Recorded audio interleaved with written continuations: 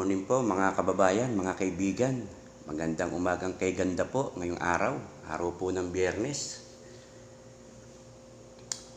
Magkape po tayo mga kaibigan, mga kababayan.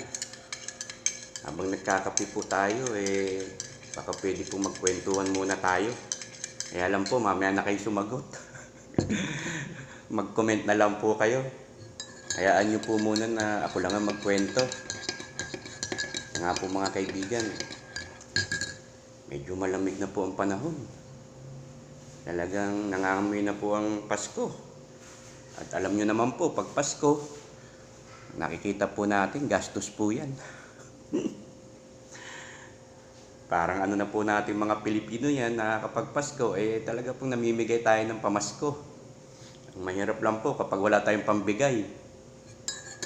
Sana po may magbigay rin sa atin para meron tayong maibigay.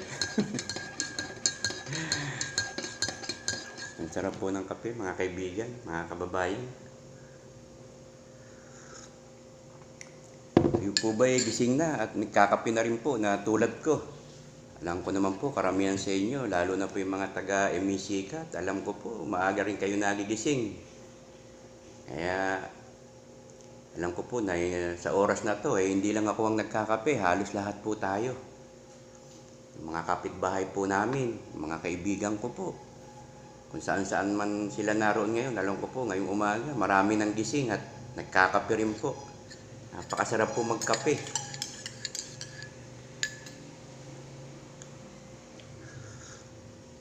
Alam nyo po mga kaibigan, nakapaligo na tayo. Nalinisan na po natin yung ating kusina at nakapagsaing po tayo. Titingnan ko po muna.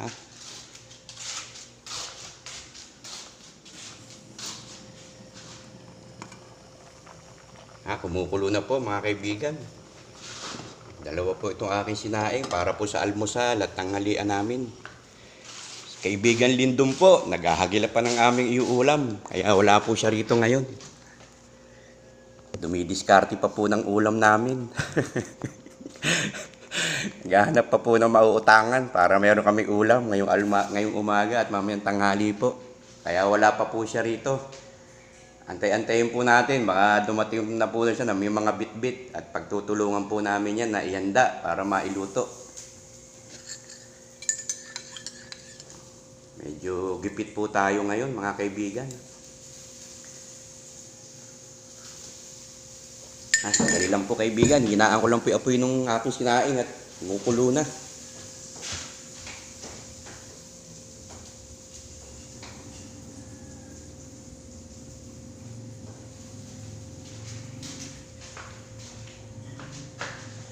Yung mga kasamahan ko po sa Emisikat, konting tiis-tiis lang po, makakaraos din po tayo.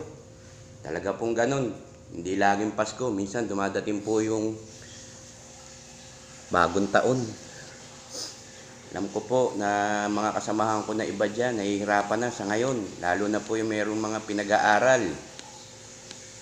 At mayroong pinadedede ng mga anak. Konting tiis lang po. Talaga pong ganun ang buhay. Dumarating po talaga sa buhay ng tao yung magipit. Ang pinakamaganda lang po natin gawin, lagi po natin isama sa panalangin yung ating kumpanya na makaraos sa mga ganitong sitwasyon. At isipin natin na ito'y pagsubok lang po. Lahat naman po nakaranas na ng pagsubok. At lahat naman po nakatawid din naman. Pagdasal po natin yung kumpanya natin, yung boss natin, yung lahat po ng head doon sa ating kumpanya na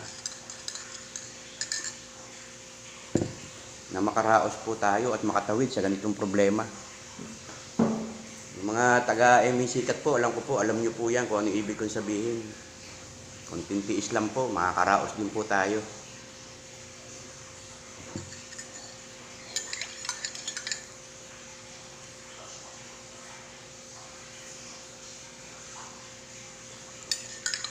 Yan nga po pala, medyo mahaba-haba yung darating na bakasyon natin. Kasi nga po, magkakaroon ng botohan, tapos araw ng mga patay, madadalo po natin yung ating pamilya na nasa langit na po. Pagkakataon po natin para makasama po natin yung ating pamilya at madalaw yung ating mga magulang, lolo't lola, na lumisa na po dito sa atin. Pagkakataon na po natin na mapuntahan sila. Kaya sana po huwag natin palagpasin yan kasi maraming pagkakataon na napalagpas po natin yan na madalaw sila dahil nga po sa busy tayo sa ating trabaho. Ngayon po may oras na tayo. Kaya sama-sama po tayo na umuwi sa ating pamilya. Dalawin natin yung mga dapat natin dalawin, mga kaibigan. Paalala lang po yun. At advice. Huwag niyo po galit.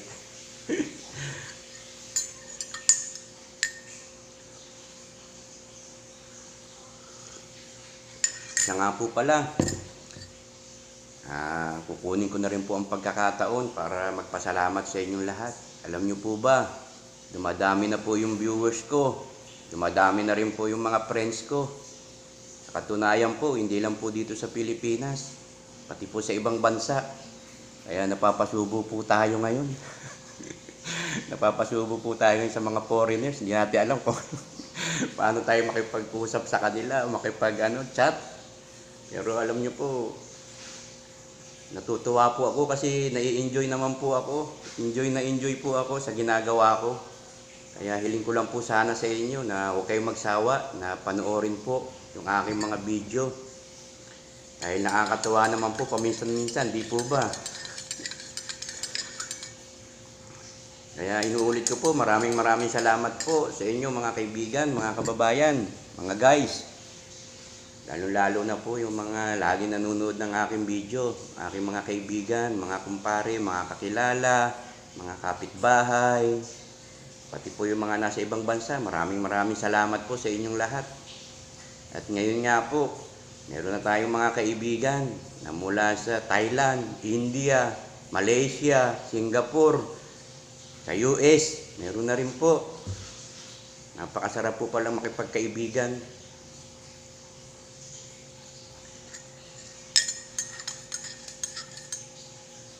Kaya medyo nalilibang po tayo. Masasabi ko lang po mga kaibigan, mga kababayan, lagi po tayo mag-iingat sa araw-araw. Lagi ko pong pinapaalala, kung kaya po nating mag-exercise po tayo. Gaya po ngayon, magkakaroon na po tayo ulit ng pagkakataong mag-jogging, mag-basketball, mag-bike, mag-swimming. Kaya rin pong maglakad-lakad. Pwede rin pong maglakad-lakad kung hindi natin kayang tumakbo. At yung mga mahilig naman pong sumayaw, pwede rin po. Kasi ang ganda rin pong exercise yung pagsasayaw. Lalo na yung Zumba. Maganda po yan sa katawan.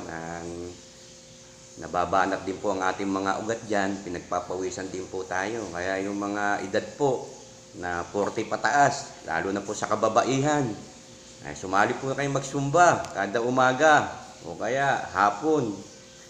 Sa mga lugar ninyo, kung merong ganyan na Zumba, makikita nyo po, sasali rin po ako dyan. Panoorin nyo po ako. Antayin nyo lang po. Pero mag-exercise din po tayo na sumasayaw. Pero sa ngayon po, hindi po muna yon. Antayin nyo na lang po para sama-sama tayo. Siguro po mga kaibigan, yun na lang po. At yung aking sinaing, yung baka masunog na. Ingat po kayo kung saan man kayo naroon ngayon. At maraming salamat po sa panonood nyo sa video ko. Good morning po ulit sa inyong lahat. Good morning po ulit. Salamat po.